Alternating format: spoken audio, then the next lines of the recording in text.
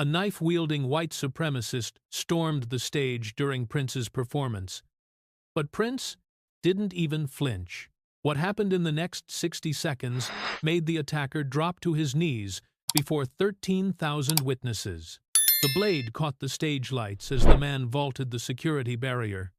8 inches of steel, serrated edge, held high and purposeful. He was screaming words soaked in hate, racial slurs that cut through the music like shrapnel through flesh. The band stopped playing. The crowd gasped. Security was moving, but too slow. Always too slow when violence decides to erupt in the space between heartbeats. Prince stood center stage, microphone in one hand, guitar hanging around his neck. 5'2", maybe 120 pounds. Dressed in purple silk that seemed absurd in the face of what was charging toward him, a 6'3" white man in combat boots and a jacket covered in symbols of hate, swastikas and Confederate flags, stitched into fabric that had probably been worn to rallies where they burned crosses and talked about racial purity and the coming war. The man was 10 feet away. Then 5. Close enough that Prince could see his eyes, not the rage everyone expected, but something worse. Emptiness.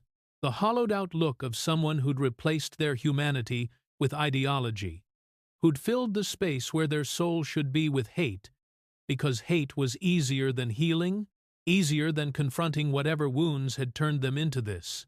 Prince didn't move, didn't run, didn't even step back. He stood there like a man waiting for a bus, like nothing unusual was happening, like the knife wasn't close enough now that he could probably smell the metal. Security was shouting. The crowd was screaming. Someone was crying. 13,000 people were about to watch Prince Rogers Nelson get stabbed to death on stage by a white supremacist, and there was nothing anyone could do to stop it. The attacker was too close, too committed, too far gone into whatever darkness had convinced him that murdering a black artist in front of thousands was a statement worth making. The knife was raised. The man was 3 feet away, close enough to strike, close enough to kill, close enough to become a murderer, to cross that final line between hate speech and hate action, between ideology and atrocity. And Prince smiled. Not a nervous smile, not a defense mechanism, but a real smile, gentle, almost sad, the smile of someone looking at a wounded animal and feeling sorry for it even though it's trying to bite. "Brother," Prince said softly. Just that one word, barely audible over the chaos. But the attacker heard it. Everyone would later swear they heard it too, though that was impossible. 13,000 people couldn't have heard one quiet word spoken without amplification. But somehow they did. Or maybe they just felt it. Maybe it was less sound and more presence, less audio and more spiritual transmission of something that words alone couldn't carry. The attacker froze. The knife was still raised. His body was still coiled for violence. But something had stopped him. Not fear, not security, who were still 2 seconds away from tackling him. But that word, brother, said without irony, without sarcasm, without the defensive mockery that people usually employ when facing their own destruction. Prince said it like he meant it, like he was looking at the man with the knife and seeing not an enemy, but a lost family member, someone who'd wandered so far from home they'd forgotten what home even looked like. "I see you," Prince continued, still not moving, still smiling that heartbreaking smile. "I see what happened to you. I see what they did to you to make you think this is the answer." The attacker's hand was shaking now. The knife wavered. His face, twisted with hate just seconds before, was contorting into something else. Confusion. Then pain. Then something that looked almost like recognition, like he was waking up from a nightmare and realizing the monster in the dream was him. "You don't have to do this," Prince said. "Whatever they told you, whatever they made you believe about me, about yourself, about the world, you don't have to do this. Security was close enough to grab him now. But Prince raised his hand again, stopping them just like he'd stopped them years ago with the racist who threw the bottle. Because this wasn't about neutralizing a threat. This was about something deeper. This was about proving that love could disarm what violence could only escalate. The attacker was crying now. Not quiet tears, but ugly, desperate sobs that shook his whole body. The knife was still in his hand, but it was pointed at the ground now. Forgotten. Irrelevant. He was staring at Prince like he'd never really seen him before. Like all the propaganda, all the hate rhetoric, all the dehumanization that had turned Prince into a symbol instead of a human being was dissolving in the face of actual humanity. "I know you're in pain," Prince said, and his voice was so full of compassion, it made 13,000 people start crying along with the attacker. "I know someone hurt you. I know you're looking for someone to blame, someone to make responsible for whatever wound you're carrying. But killing me won't heal you. It'll just add my blood to whatever's already on your hands." The attacker dropped to his knees. The knife clattered to the stage floor. His hands covered his face, and he sobbed like a child, like someone who'd been holding back tears for years and finally found permission to release them. Security moved in then, gently, carefully, surrounding him, but not roughly grabbing him. Because even they understood they were witnessing something sacred, something transformative. Prince knelt down, slowly, until he was eye level with the man who'd come to kill him, and in front of 13,000 people, in front of cameras that would capture this moment and spread it around the world, Prince embraced him, wrapped his arms around the white supremacist who'd charged the stage with a knife, held him while he cried, whispered things no one else could hear, but everyone could feel.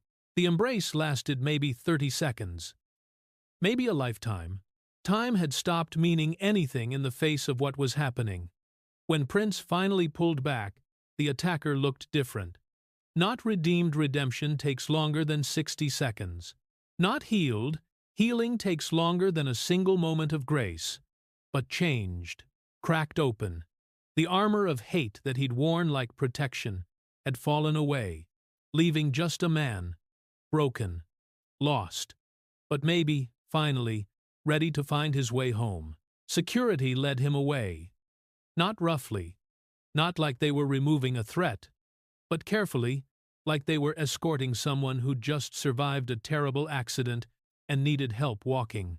The attacker kept looking back at Prince, his face a mess of tears and confusion, and something that might have been gratitude, or might have been terror at what he'd almost done. Prince stood up, picked up his guitar. The crowd was still silent. 13,000 people holding their breath, trying to process what they'd just witnessed, trying to understand how someone could respond to a murder attempt with love, how someone could look at hate and see through it to the hurt underneath, how someone could be that vulnerable, that fearless, that impossibly compassionate in the face of violence. "We're all brothers," Prince said into the microphone, his voice steady despite what had just happened. "Every one of us, even the ones who forget, especially the ones who forget. It's easy to love people who love you back. The real work is loving people who've been taught to hate you. That's where the healing happens. That's where the world changes." Then he started playing. A song about love, about forgiveness, about how hate is just fear wearing different clothes, and fear is just pain that hasn't found a way to speak. The band joined in, tentatively at first, then stronger as they realized the show was continuing, that Prince wasn't going to let attempted murder stop him from doing what he'd come to do. The crowd found their voices again, started singing along, but everyone was crying. Not sad tears, not scared tears, but the tears that come from witnessing something so profound it rewrites your understanding of what humans are capable of. They'd come to see a concert.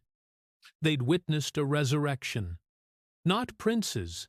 He'd never died. But the resurrection of a man who'd been dead inside, killed by hate, and had been given 60 seconds of grace. that might, just might, be enough to bring him back to life. After the show, Prince locked himself in his dressing room. Only then did he allow himself to shake, to feel the adrenaline crash, to confront how close he'd come to dying.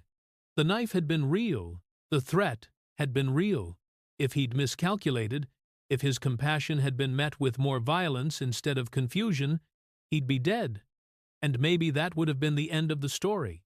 But Prince had spent his entire life betting on love, betting that humans were capable of more than their worst moments, betting that grace was stronger than hate, that vulnerability was braver than violence, that looking someone in the eye and calling them brother could crack even the hardest armor. He'd won that bet tonight. But he also understood how easily he could have lost, how thin the line was between transformation and tragedy, how much courage it took to extend love to someone holding a knife. Not the physical courage of a soldier or a fighter, but the spiritual courage of someone who'd decided that dying with compassion was better than living with hate. The attacker was arrested, charged, sent for psychiatric evaluation. The story made national news for a day, then faded, like most stories do. But the 13,000 people who were there never forgot. They told their children, their grandchildren.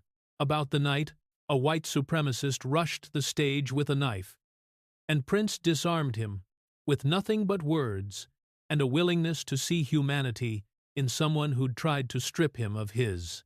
Some of those 13,000 people changed their lives after that night, started volunteering, started reaching across divides, started believing that love wasn't just a nice idea, but an actual force capable of confronting evil, and sometimes, miraculously, winning.